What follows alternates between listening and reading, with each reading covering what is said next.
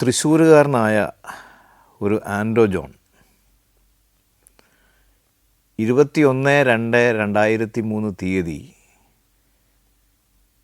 16:30 മണി സമയത്ത് ഇരിട്ടി പോലീസ് സ്റ്റേഷനിൽ വന്ന് ഒരു പരാതി പറഞ്ഞു.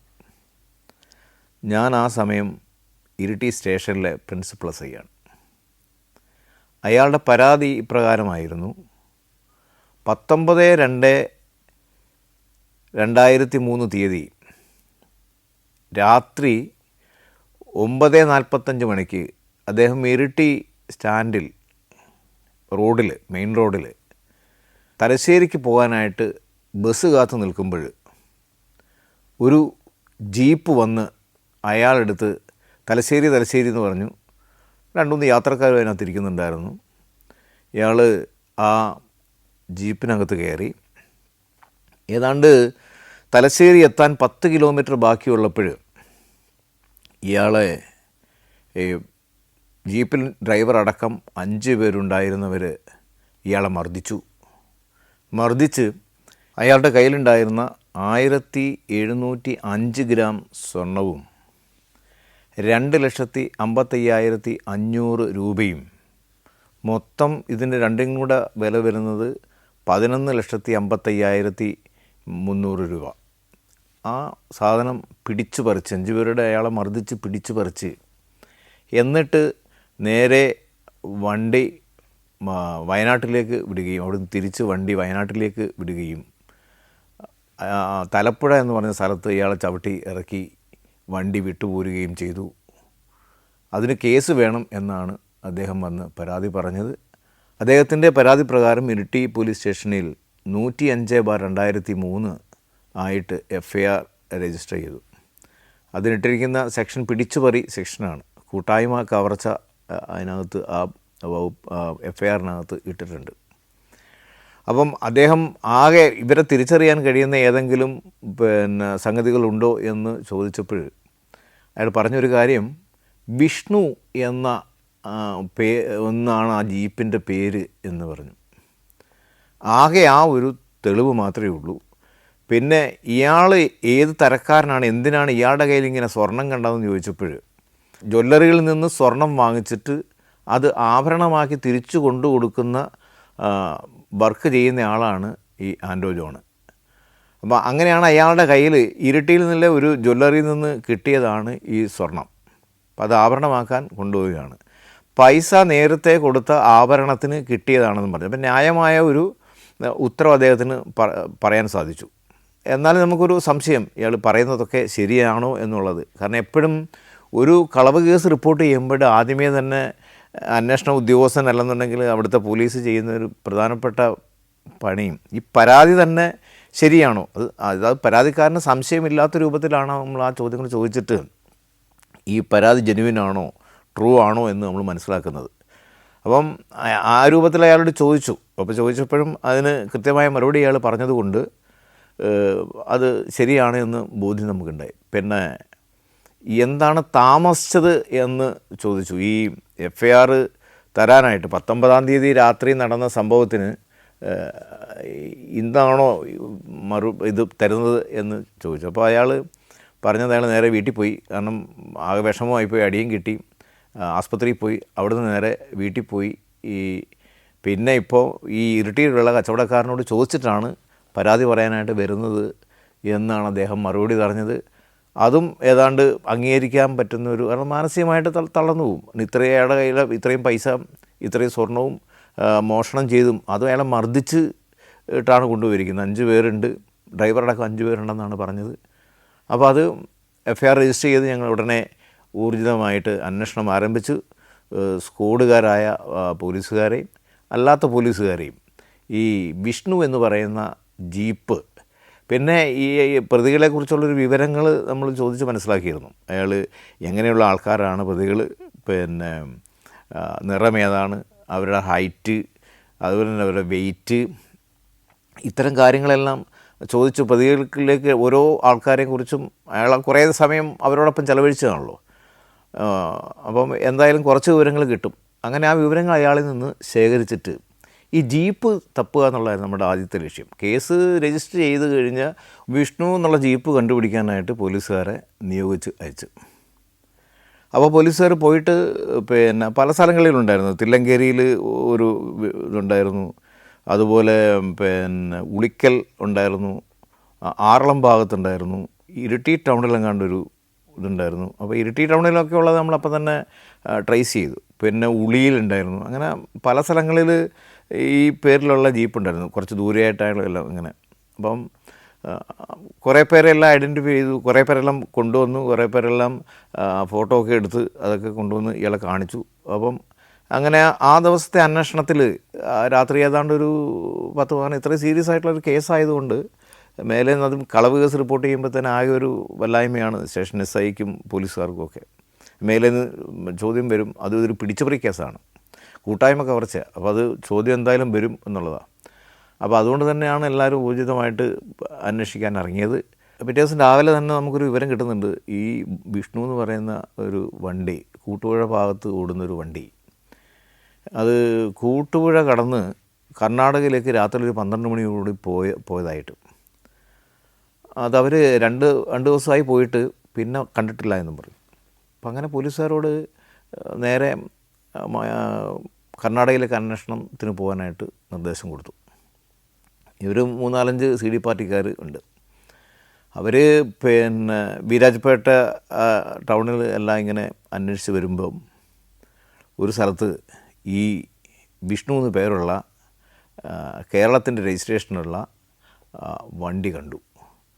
വണ്ടി കണ്ട് ഇവർ മറഞ്ഞു നിന്നിട്ട് വീരാജ്പേട്ട പോലീസിനെ വിവരം അറിയിച്ചിട്ട് വീരാജ്പേട്ട പോലീസ് വന്ന് വണ്ടി വളഞ്ഞു, ആളെയും വളഞ്ഞു. അപ്പം അതിൽ നിന്ന് ഒരാൾ ഇറങ്ങി ഓടി, ഉണ്ടായിരുന്നവരിൽ ഒരാൾ ഇറങ്ങി ഓടി.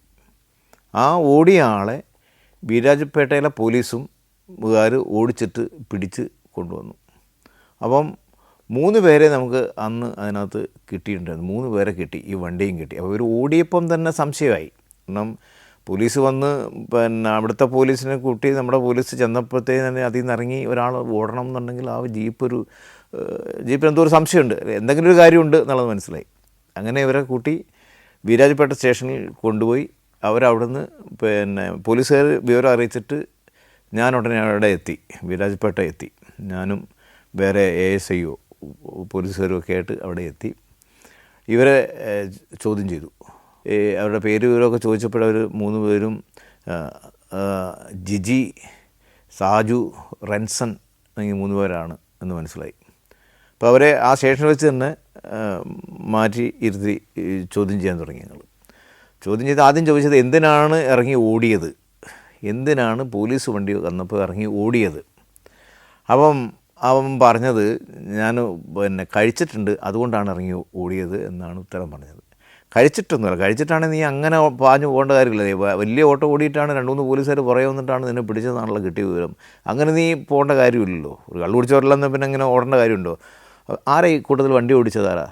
നീയാണോ വണ്ടി ഓടിച്ചത്? നീയാണോ വണ്ടി ഓടിച്ചത്? അല്ല, ഞാനല്ല സാർ, വണ്ടിയിലിരുന്ന് ടൈമിംഗ് സീറ്റിൽ ഞാനല്ലായിരുന്നു, ഞാൻ പുറകിലായിരുന്നു എന്ന് പറഞ്ഞു.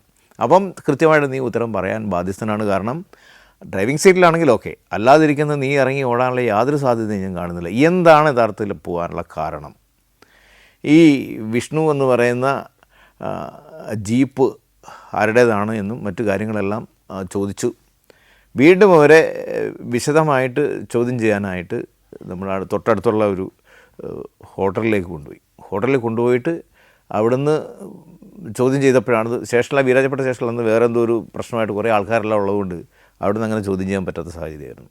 അപ്പോൾ തൊട്ടടുത്തുള്ള ഒരു ഹോട്ടലിൽ ഒരു മുറിയിൽ കൊണ്ടുപോയിട്ട് ഇവരെ ഞങ്ങളെല്ലാവരും കൂടെ ചോദ്യം ചെയ്തു. വണ്ടി ആരുടേതാണെന്ന് ചോദിച്ചു. അപ്പം പിന്നെ ജിജിയുടെ വണ്ടിയാണെന്നും ഓടിക്കുന്നത് സാജു ആണെന്നുമാണ് പറഞ്ഞത് അവർ. പിന്നെ അങ്ങോട്ട് അവരോട് തന്നെ ചോദിച്ചു, നിങ്ങളുടെ ഈ വണ്ടി 19-ാം തീയതി ഇരിട്ടി ടൗണിൽ വെച്ചിട്ട് തലശ്ശേരി എന്ന് വിളിച്ച് എന്നും ആൾക്കാർ കാണുകയും ആൾക്കാരങ്ങനെ മൊഴി തന്നിട്ടുണ്ടല്ലോ എന്ന് പറഞ്ഞു കഴിഞ്ഞപ്പോഴത്തേന് ഇവർക്ക് ആകെ ഡൗണായി. ഈ വണ്ടി പിന്നെ വീട്ടിൽ പോകാത്ത എന്താ? നിങ്ങൾ 2 ദിവസമായിട്ട് നിങ്ങൾ വീട്ടിൽ പോയിട്ടില്ല, എന്താ കാര്യം? ഇങ്ങനെ ഓരോരുത്തർ ഓരോ ചോദ്യം കൂടി നിന്നിട്ട് ചോദിക്കുന്ന പോലീസുകാർ ഓരോരോ ചോദ്യങ്ങൾ ചോദിച്ചതിനിടയിൽ ഇവർക്ക് ആർക്കും ഉത്തരം പറയാൻ കഴിയാതെ വന്ന് അവസാനം സെപ്പറേറ്റ് ചെയ്ത് 3 പേരെ 3 പ്രതികളെയും മാറി മാറി ചോദ്യം ചെയ്തു. മാറി മാറി ചോദ്യം ചെയ്യുന്നതിനകത്തൊരു ഗുണമെന്ന് വെച്ച് കഴിഞ്ഞാൽ ഈ ഓരോരുത്തരോടും ചോദിക്കുന്ന ചോദ്യത്തിന് ഒരേ ചോദ്യത്തിന് ഉത്തരം അവർ വ്യത്യസ്തമായിട്ടേ പറയാനായിട്ട് സാധിക്കുകയുള്ളൂ, ഒരേപോലെ പറയൂല. കാരണം ഇങ്ങനെ ഒരു കുറ്റകൃത്യം ചെയ്ത് കഴിയുമ്പം അല്ലെങ്കിൽ എന്തെങ്കിലും കള്ളത്തരമുണ്ടെന്നുണ്ടെങ്കിൽ ഉറപ്പായിട്ടും അവർ മാറ്റി പറയുമെന്നുള്ള ഒരു സംശയമില്ല. അപ്പോൾ അങ്ങനെ 3 പേരെ സെപ്പറേറ്റ് ചെയ്തിട്ട് മാറ്റി ഇരുത്തി നമ്മൾ ഓരോരുത്തരായിട്ട് ഓരോ ടീമായിട്ട് ചോദ്യം ചെയ്ത് കഴിഞ്ഞപ്പോഴത്തേനും ഇവർക്ക് നിക്കക്കള്ളി ഇല്ലാണ്ട് ഈ അതിനകത്തെ 1-ാം പ്രതി ജിജി ഈ സംഭവത്തെക്കുറിച്ച് പറഞ്ഞു ഞങ്ങളോട്. ഇയാളെ കുറേ നാളുകളായിട്ട് വാച്ച് ചെയ്തിട്ടുണ്ടായിരുന്നു. ഇയാൾ സ്വർണം ഈ കടയിൽ കൊണ്ടു കൊടുക്കുന്നതും അതേപോലെ തന്നെ അവിടുന്ന് പൈസ വാങ്ങി പോകുന്നതുമൊക്കെ ഇവർ അറിയാമായിരുന്നു ഇവർക്ക്. അങ്ങനെ വിവരം കിട്ടിയതിൻ്റെ അടിസ്ഥാനത്തിലും മനസ്സിലാക്കിയതിൻ്റെ അടിസ്ഥാനത്തിലുമാണ് ഇയാൾ ഇറങ്ങുന്ന സമയത്ത്, കാരണം ആ സമയത്ത് വണ്ടി കുറവാണ് തലശ്ശേരിക്ക് ഇരുട്ടിന്ന്. അപ്പം ആ സമയത്ത് ഇയാളുടെ അടുത്ത് ചെന്നിട്ടാണ്, വേറെ എങ്ങും അവർ നിർത്തിയില്ല, ഇയാളുടെ അടുത്ത് ഇയാൾ നിൽക്കുന്നതിൻ്റെ അടുത്ത് തന്നെ ചെന്നിട്ടാണ് ഇയാൾ തലശ്ശേരി പോവുകയാണെന്നുള്ളത് വ്യക്തമായിട്ട് ഇവർക്കറിയാം. അപ്പം അങ്ങനെ ചെയ്ത് ഇയാളെ വണ്ടിയിൽ കയറ്റി ഏതാണ്ടൊരു 10 കിലോമീറ്റർ ഇപ്പുറത്തുനിന്ന് കൂത്തുപറമ്പ് കഴിഞ്ഞ പാടായിരിക്കും എന്ന് തോന്നുന്നു, അവിടുന്ന് നിർത്തി. അത് പിന്നെ ഞങ്ങൾ അന്വേഷിച്ച് മനസ്സിലാക്കിയിട്ടുണ്ട്, ആ സ്ഥലം കണ്ടുപിടിച്ചിട്ടുണ്ട്. അവിടുന്ന് ഇവർ ഇയാളെ മർദ്ദിക്കുകയും എന്നിട്ട് ഇവർ പൈസയും സ്വർണവും അതുപോലെ അയാളുടെ ഒരു മൊബൈൽ ഫോണും ഇവർ അപഹരിച്ചു.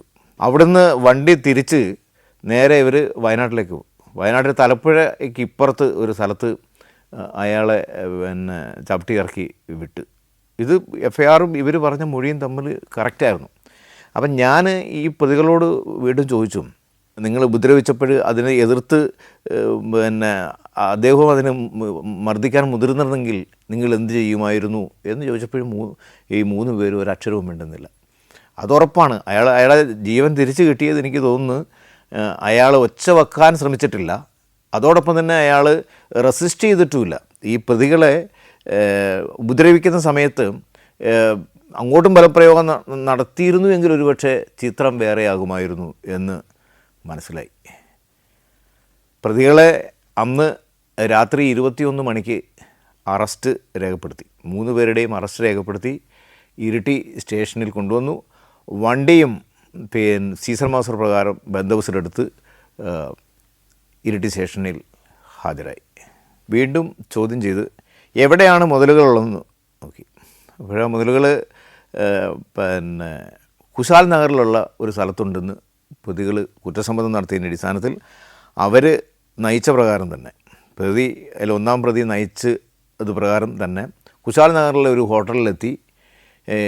അവിടെ അവരതിന് താക്കോലുണ്ടായിരുന്നു ആ റൂമിൻ്റെ, അത് തുറന്ന് അവരതിനകത്ത് ബാത്റൂമിന് ഇപ്പുറത്തെ ഒരു സ്ഥലത്ത് ഒളിപ്പിച്ച് വെച്ച നിലയിൽ സ്വർണവും കുറച്ച് പൈസ അവർ ചിലവാക്കി, ബാക്കി പൈസ ഉണ്ടായിരുന്നത് സീസൺ മാസ്റ്റർ തയ്യാറാക്കി ബന്ദോബസ്തിലെടുത്ത്. പ്രതികളും മുതലുകളും എല്ലാം കുറച്ച് പൈസ ഒഴിച്ച് ബാക്കി എല്ലാ മുതലുകളും കണ്ടെടുക്കാനായി നമുക്ക്. അങ്ങനെ ആ പ്രതികളെയും 3 പ്രതികളെയും മുതലുകളുമായിട്ട് സ്റ്റേഷനിൽ ഹാജരായി. ബാക്കി ഉള്ള ആൾക്കാരും ബാക്കി സംഭവങ്ങളെക്കുറിച്ച് ക്ലാരിറ്റി വരുന്നതിന് വേണ്ടി ചോദ്യം ചെയ്യൽ തുടർന്നു. അപ്പോൾ ചോദ്യം ചെയ്തതിൽ ബാക്കി 2 പേര്, ഒന്ന് ഷമിയും ഒന്ന് പ്രകാശനുമാണ് എന്ന് മനസ്സിലായി. അപ്പം ഇവരെക്കുറിച്ചുള്ള ബാക്കി വിവരങ്ങളും എല്ലാം കളക്ട് ചെയ്യാനുള്ള ഏർപ്പാടുകളും ചെയ്ത് അന്ന് അവരെ കസ്റ്റഡിയിൽ സൂക്ഷിച്ചു, പാറാവിൽ സൂക്ഷിച്ചു. പിറ്റേ ദിവസം റിമാൻഡ് റിപ്പോർട്ട് സഹിതം കോടതിയിൽ ഹാജരാക്കി. കോടതി അവരെ റിമാൻഡ് ചെയ്തു. അറസ്റ്റ് ചെയ്യാൻ ബാക്കിയുണ്ടായിരുന്ന ഷമി, പ്രകാശൻ എന്നിവരെ കൂട്ടുപുഴയ്ക്ക് അടുത്ത് വെച്ചിട്ട് കുറച്ച് ദിവസങ്ങൾക്ക് ശേഷം അറസ്റ്റ് ചെയ്യുകയും അവരെ റിമാൻഡ് റിപ്പോർട്ട് സഹിതം കോടതിയിൽ ഹാജരാക്കി. കോടതി അവരെയും റിമാൻഡ് ചെയ്യുകയും ചെയ്തു. പിന്നെ ഈ കേസ് കോടതിയിൽ വിചാരണയ്ക്ക് വന്ന വേളയിൽ ഞാൻ പോയി എവിഡൻസ് കൊടുത്തു. കേസ് കഴിഞ്ഞ് കോടതി അതിനകത്തെ 1-ാം പ്രതിയെ ശിക്ഷിച്ചു.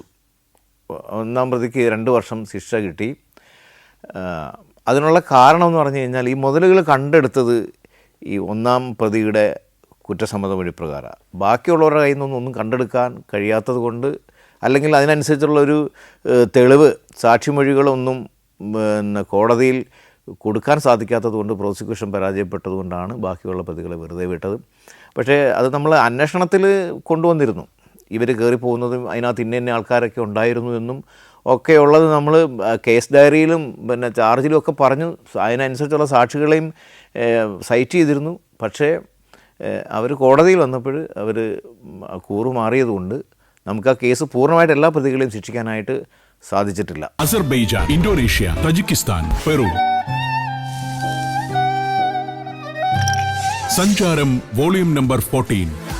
ഫുൾ HD-യിലുള്ള ഈ അപൂർവ ദൃശ്യയാത്രാ വിവരണ ശേഖരം സ്വന്തമാക്കാൻ 99544422 എന്ന നമ്പറിലേക്ക് സഞ്ചാരം എന്ന് SMS ചെയ്യൂ. ഇപ്പോൾ സമാധാനമാണെങ്കിലും നാദാപുരത്ത് ഒരുപാട് സംഘടനകളും ബോംബേറുകളും കൊലപാതകങ്ങളുമൊക്കെ അരങ്ങേറിയിട്ടുണ്ട്. എന്നാൽ നാദാപുരത്തെ അക്ഷരാർത്ഥത്തിൽ ഞെട്ടിച്ചത് വർഷങ്ങൾക്ക് മുമ്പ് മാരാങ്കണ്ടി ഹമീദ് എന്നയാൾ തൻ്റെ ഉമ്മയടക്കം 5 പേരെ ബന്ധുക്കളെ കൊന്ന കേസോടുകൂടിയാണ്. ഇപ്പോഴും തിരുവനന്തപുരം ജില്ലയിൽ നിന്ന് റിപ്പോർട്ട് ചെയ്ത കേസിന് സമാനമായ ഒരു കേസാണ്. പക്ഷേ തിരുവനന്തപുരത്തെ കേസും നാദാപുരത്തെ കേസും താരതമ്യം ചെയ്യുമ്പോൾ ഹമീദിന് ചെറിയ മാനസിക അസ്വാസ്ഥ്യമുള്ളതായിട്ടാണ് മനസ്സിലാക്കാൻ കഴിയുന്നത്. ശിക്ഷയെല്ലാം കഴിഞ്ഞ് ഇപ്പോഴ് ഹമീദ് കുതിരവട്ടത്ത് മാനസികാരോഗ്യ കേന്ദ്രത്തിലാണ് ഉള്ളത്. അത് മനസ്സിൻ്റെ പക്വതയില്ലാതെ സംഭവിച്ചു പോയതാണ്. എന്നാൽ 15/5/2008 തീയതി നാദാപുരത്ത് ഒരു സംഭവം നടക്കുന്നു. നാദാപുരം ബസ് സ്റ്റാൻഡിനടുത്തുള്ള PKB എന്ന പേരുള്ള ഫ്രൂട്ട്സ് കടയിൽ ജീവനക്കാരാണ് മുസ്തഫയും മുഹമ്മദും. 2 ചെറുപ്പക്കാരാണ്. അവർ കുറച്ച് നാളുകളായി അവിടെ സെയിൽസ്മാൻമാരായിട്ട് ജോലി ചെയ്തു വരികയാണ്. ഈ 15/5/2008 തീയതി സുമാർ വൈകുന്നേരം 4 മണി സമയത്ത് കടയിൽ ഇവർ 2 പേരും മാത്രമേ ഉണ്ടായിരുന്നുള്ളൂ. കട ഉടമയുണ്ടായിരുന്നില്ല. അപ്പോൾ ഇവർ തമ്മിൽ എന്തോ സൗന്ദര്യപ്പണക്കത്തിൽ അങ്ങോട്ടും ഇങ്ങോട്ടും വാക്ക് തർക്കമൊക്കെ ഉണ്ടായി. ആ വാക്ക് തർക്കം മൂത്ത് വന്നു കഴിഞ്ഞപ്പോൾ മുസ്തഫയ്ക്ക് 16 വയസ്സേ ഉള്ളൂ. ഒരു കത്തി എടുത്തിട്ട് മുഹമ്മദിനെ കുത്തി. മുഹമ്മദിന് 18 വയസ്സും. ഈ മുഹമ്മദിന് കുത്തുകൊണ്ടത് തുടയുടെ എണുക്കിനാണ് കുത്തുകൊണ്ടത്. അപ്പം ഉടനെ തന്നെ ആൾക്കാർ മുഹമ്മദിനെ എടുത്ത് വണ്ടിയിലാക്കി വടകര ഹോസ്പിറ്റലിൽ കൊണ്ടുപോയി. വടകര ഹോസ്പിറ്റലിൽ നോക്കിയിട്ട് പറഞ്ഞു സീരിയസ് ആണ്, നിങ്ങൾ എത്രയും പെട്ടെന്ന് മെഡിക്കൽ കോളേജിലേക്ക് കൊണ്ടുപോകണമെന്ന് പറഞ്ഞു. അപ്പോൾ എന്താ സീരിയസ് ആവാൻ കാരണം എന്ന് പറഞ്ഞാൽ ചെറിയ കുത്താണ് എന്ന് കണ്ടവരും ആസ്പത്രിയിൽ കൊണ്ടുവരും ഒക്കെ വിളിച്ച് പറയുന്നുണ്ടായിരുന്നു. ഫോണിലൂടെ വിളിച്ച് പറഞ്ഞിരുന്നു, ഇങ്ങനെ ചെറിയ കുത്തേ ഉള്ളൂ, കുഴപ്പമൊന്നുമില്ല എന്നുള്ള രൂപത്തിലാണ് അവർ പറഞ്ഞത്. പക്ഷേ വടകര ആസ്പത്രിയിൽ കൊണ്ടുവന്ന് പരിശോധിച്ചപ്പോൾ ഡോക്ടർമാർ പറഞ്ഞ് ഇത് ബ്ലീഡിങ് നിൽക്കുന്നില്ല, പെട്ടെന്ന് മിംസിലേക്ക് ബേബിയിലേക്ക് കൊണ്ടുവരാൻ വേണ്ടി പറഞ്ഞു. അങ്ങനെ ബേബി മെമ്മോറിയൽ ആസ്പത്രിയിലേക്ക് കൊണ്ടുപോയി. അവിടെ എത്തി കുറച്ച് കഴിഞ്ഞപ്പോഴത്തേന് മുഹമ്മദ് മരിക്കുകയും ചെയ്തു. കാരണം ഈ തുട വഴി പാസ് ചെയ്യുന്ന കാലിലൂടെ പാസ് ചെയ്ത് പോകുന്ന ഒരു പ്രധാനപ്പെട്ട വെയിനുണ്ട്. അപ്പോൾ അതിന് കുത്തു കൊണ്ടു കഴിഞ്ഞാൽ മുറിവേറ്റ് കഴിഞ്ഞ് കഴിഞ്ഞാൽ ബ്ലീഡിങ് നിൽക്കില്ല എന്നാണ് പോസ്റ്റ്മോർട്ടം നടത്തിയ ഡോക്ടർ പറഞ്ഞത്. ഈ സംഭവത്തിന് അവിടെ ടൗണിലുള്ള പുരുഷു എന്ന് പറയുന്ന ആളുടെ മൊഴി രേഖപ്പെടുത്തിയതിന് ശേഷം പോലീസ് നാദാപുരത്ത് സ്റ്റേഷനിൽ കേസ് FIR രജിസ്റ്റർ ചെയ്തു. ഈ കേസിൻ്റെ സംഭവകാലത്ത് ഞാൻ നാദാപുരം CI ആണ്. ഈ കേസിൽ ഉൾപ്പെട്ടിട്ടുള്ള മുസ്തഫ സംഭവത്തിന് ശേഷം പെട്ടെന്ന് തന്നെ അവിടുന്ന് എങ്ങോട്ടേക്കോ ഓടിപ്പോയതാണ്. അദ്ദേഹത്തെ 2ാമത്തെ ദിവസം ഞാൻ വീടിനടുത്ത് വെച്ച് അറസ്റ്റ് ചെയ്ത് ജുവനൈൽ കോടതി മുമ്പാകെ ഹാജരാക്കി. ഒരു ക്രൈം കേസിൽ ഉൾപ്പെടുന്ന ആൾ, എതിർകക്ഷിയായി ഉൾപ്പെടുന്ന ഒരാൾ, അയാൾ ജുവനൈലാണെങ്കിൽ 18 വയസ്സിന് താഴെയുള്ള ആളാണെന്നുണ്ടെങ്കിൽ പ്രതി എന്ന് നമ്മൾ വിളിക്കാൻ പാടില്ല. അത് നിയമഭാഷയിൽ പറയുന്നത് ജുവനൈൽ കോൺഫ്ലിക്റ്റ് വിത്ത് ലോ എന്നേ പറയാൻ പാടുള്ളൂ. അപ്പോൾ ഇന്നിപ്പോൾ അദ്ദേഹത്തിന് പ്രായമായിട്ടുണ്ട്. ഈ ജുവനൈൽ കോൺഫ്ലിക്റ്റ് വിത്ത് ലോ ഉൾപ്പെടുന്ന കേസുകളിലുള്ള ആൾക്കാരെ നമ്മൾ ജുവനൈൽ ജസ്റ്റിസ് ബോർഡിൻ്റെ മുൻപാകെ ജുവനൈൽ കോടതി മുൻപാകെയാണ് ഹാജരാക്കേണ്ടുന്നത്. അവരെ ജയിലിലേക്കല്ല അയക്കുന്നത്. അതാണ് നാട്ടിലെ നിയമം. ഇവിടെ നമ്മൾ കാണുന്നത് നേരത്തെ ഞാൻ പറഞ്ഞ 5 പേരെ കൊന്ന ഹമീദിന് മാനസിക അസുഖം സ്വല്പമുള്ളതുകൊണ്ടാണ് ആ സംഭവം ഉണ്ടായത്. എന്നാൽ ഇവിടെ ഒരു കുട്ടിക്കളി എന്ന് പറയാം, ഒരു തമാശയ്ക്കാണ് കത്തിയെടുത്തത്. കാര്യഗൗരവത്തോടു കൂടിയല്ല, അവർ തമ്മിൽ യാതൊരു വഴക്കോ തർക്കങ്ങളോ ഇല്ല. എന്തോ ഒരു അന്നേരം ഉണ്ടായ ഒരു ചെറിയൊരു പിണക്കത്തിൻ്റെ പുറത്താണ് അത് വാക്കുതർക്കത്തിലേക്ക് പോവുകയും പിന്നെ കത്തി വെച്ച് കുത്തി. അതും ചെറിയൊരു കത്തിയാണ് കുത്തിയത്, പക്ഷേ കൊണ്ട സ്ഥലം അത്ര മർമ്മമായിരുന്നു എന്നുള്ളതാണ്. അത് പ്രധാനപ്പെട്ട ശരീരത്തിലൊരു പ്രധാനപ്പെട്ട വെയിനാണ് ആ തുടയിൽ കൂടെ പാസ് ചെയ്ത് താഴോട്ട് പോകുന്നത്. അപ്പം അതിന് ഇഞ്ചുറി ഏറ്റത് കൊണ്ടാണ് മരിച്ചത്. വേറെ ഏതെങ്കിലും ഭാഗത്താണെങ്കിൽ ചിലപ്പം ആ മരണം സംഭവിക്കുമായിരുന്നില്ല. ഇതിനകത്ത് മുസ്തഫയുടെ മാനസികാവസ്ഥയും ഭയങ്കരമായിരിക്കും. നമ്മൾ വിചാരിക്കുന്ന പോലെ ആയിരിക്കില്ല. കാരണം കൂട്ടുകാരായിട്ടാണ് അവർ ആ കടയിൽ ജോലി ചെയ്തത്. പക്ഷേ അവസാനം ഈ കൂട്ടുകാരൻ്റെ കൈകൊണ്ട് തന്നെ മറ്റേ കൂട്ടുകാരൻ മുഹമ്മദ് മരിക്കാനിടയായി എന്നുള്ളത് ജീവിതകാലം മുഴുവനും മുസ്തഫയെ വേദനിപ്പിക്കുന്ന ഒന്നായിരിക്കും എന്നാണ് എനിക്ക് തോന്നുന്നത്. കേസ് ട്രയലിന് വന്നു കഴിഞ്ഞപ്പോൾ ഇവരെല്ലാം പരസ്പരം അറിയുന്നവരാണ്. ഇതിനകത്ത് പറയുന്ന മുഹമ്മദ് ആയാലും മുസ്തഫയായാലും ഈ സാക്ഷികളായി വന്നവരും ഒക്കെ തമ്മിൽ ബന്ധമുള്ളവരായതുകൊണ്ട് തന്നെ കോടതിയിൽ വേണ്ടുന്നത്ര രൂപത്തിൽ പ്രോസിക്യൂഷൻ അനുകൂലമായിട്ടവരും പറഞ്ഞില്ല. അങ്ങനെ ആ കേസ് അക്വിറ്റലിലാണ് അവസാനിച്ചത്. അത് ശിക്ഷയില്ലാതെ പോവുകയാണ് ഉണ്ടായത്. നീ ഞങ്ങളോട് പറഞ്ഞ അത്ര കേസുകളൊന്നുമല്ല. നീ ആകെ 2 കേസിൻ്റെ കാര്യം നമ്മളോട് പറഞ്ഞിട്ടുള്ളൂ. അതൊന്നുമല്ല, നീ 2 മാസമായിട്ട് മൊയ്തുവായിട്ട് ബന്ധപ്പെടുന്നുണ്ട് എങ്കിൽ, അപ്പോൾ മൊയ്തുവിൻ്റെ അടുത്ത് ചോദ്യം ചെയ്തിട്ട് ഞങ്ങൾക്ക് കുറച്ച് സംഗതികൾ കിട്ടിയിരുന്നു. ഈ 2 മാസമായിട്ട് മൊയ്തുവിനെ നീ ബന്ധപ്പെടുന്നുണ്ടെങ്കിൽ അത്രയും കാലമായിട്ടെങ്കിലും ഉള്ള കുറ്റകൃത്യങ്ങൾ അല്ലെങ്കിൽ കളവ് നീ ചെയ്തിട്ടുണ്ട് എന്ന് പറഞ്ഞു. ഇത്രയും പറഞ്ഞ മാതിരി തന്നെ ഇവൻ കഥ പറയാൻ തുടങ്ങി.